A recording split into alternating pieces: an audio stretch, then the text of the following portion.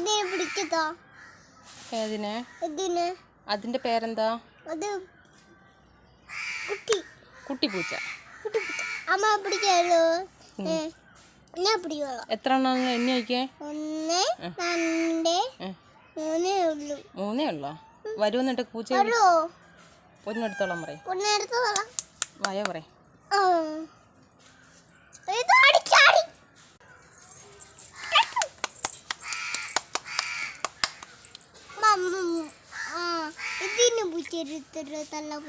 അമ്മയെ കടിക്കില്ലേ പൂച്ച?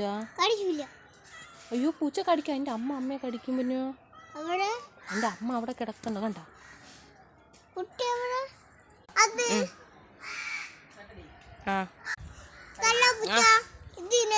എടുത്തുതരാം. പൊന്നു പൂച്ച എടുത്തുനിന്ന് എന്തൊക്കെ കൊടുക്കും പൂച്ചക്ക്?